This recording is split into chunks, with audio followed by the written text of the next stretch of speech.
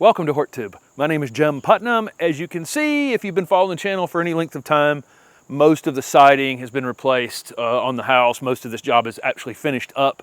Still need to put a light up here, still need to put the mailbox back up. A couple little minor details. The foundation is still going to get painted, and the steps themselves are going to get painted, and they need a little bit of work on the front of them. So there's still work to do here, but they have finished putting the porch up. If you followed along, there was just this little metal shed roof there. When you walked up the steps while it was raining, you got drowned, and then you had a dry place to open the door, but you were already, wet. So now, it sheds the water away in a couple different directions. Now, with that said, we're not putting gutters on this house. We'd have no gutters on the back, and it's not a problem. This is only, this is a small house. This is not, if it was a 3,500 square foot house and had this giant complicated roof and it was aiming tons of water into,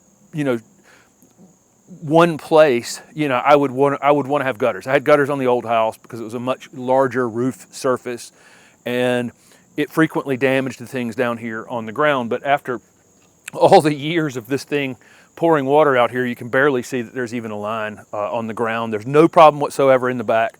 So I'm just not going to worry about it because the main thing I want here is for water to get in the ground. Okay, it's the most important thing for me is I don't want water to run off of this property if I can. I mean, that's the goal, is to get the water that's falling from the sky, whether it be on the driveway, which is brick, and a lot of that water gets through in between those bricks, or it's in these beds where we're mulching them and they've composted them and they're able to really take in a lot of water. That's what we're looking to do, and have as little water run off the property as possible. Get it deep down in the ground, get these plants rooted deep down in the ground, and then they have access to that water even in between drier times.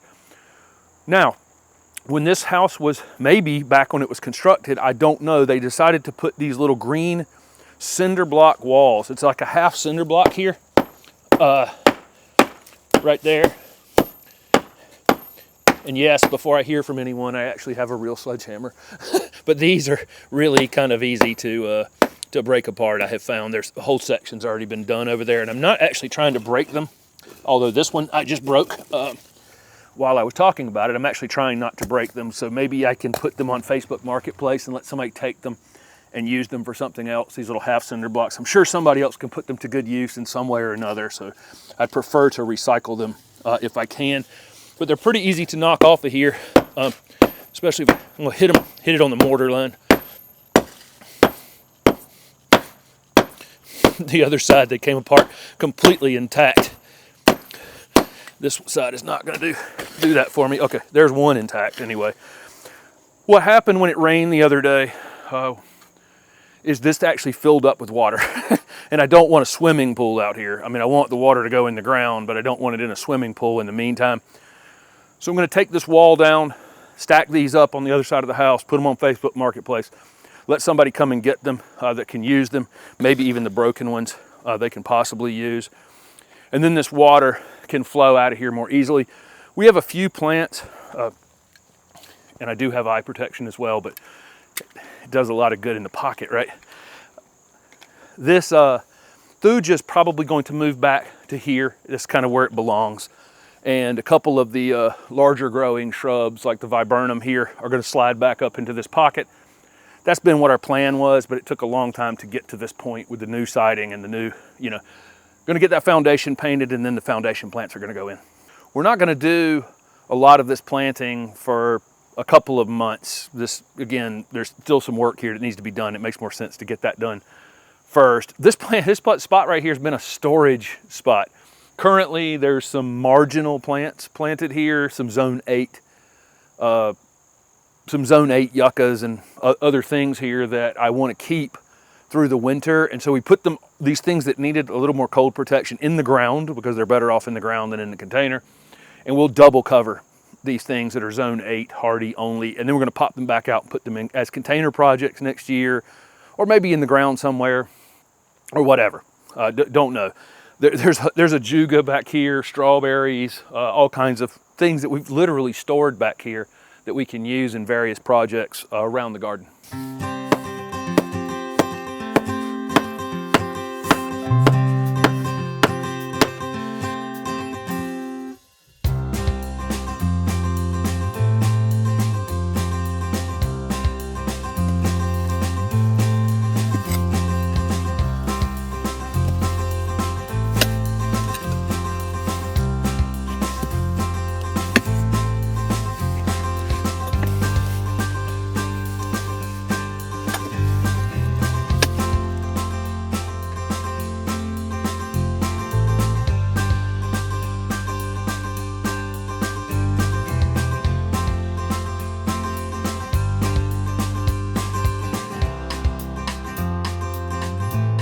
This side over here has a double cinder block.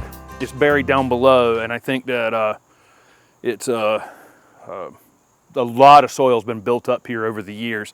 You know, over 90 years, you keep mulching stuff, leaves fall off of stuff, you mowed the grass out here. I'm sure it just built up a lot over time, so I got to get that bottom row of cinder blocks out of there. But most of them came out, the majority of them came out whole. Again, I'll just give them away on Facebook Marketplace.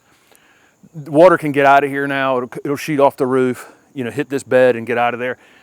You know, I would probably have gutters if I was going to have a bed. Just monitor any beds that you have in raised spaces around your stuff like that, and make sure there's not standing water in it. I mean, we had small amount of rain, this much water standing in this bed. It's just too much, especially right up against the foundation. I need to get that.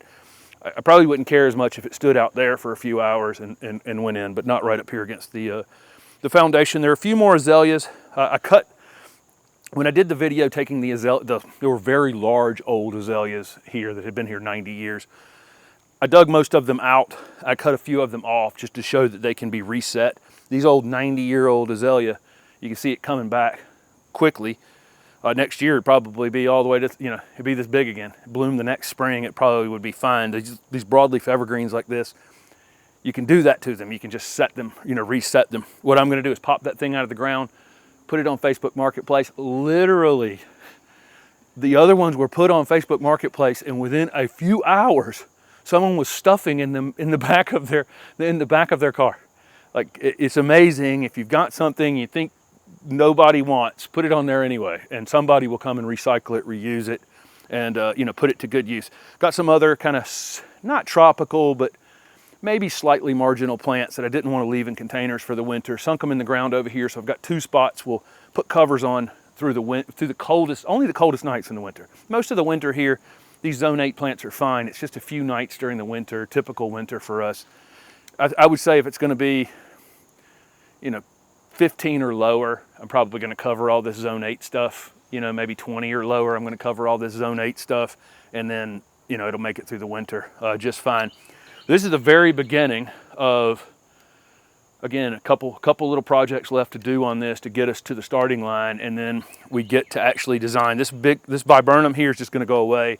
It may go to the edge of the property somewhere. It may be another one that gets donated. It's just grown so fast that it's just absolutely eaten that entire space much quicker than we thought it would. Again, I can cut this down.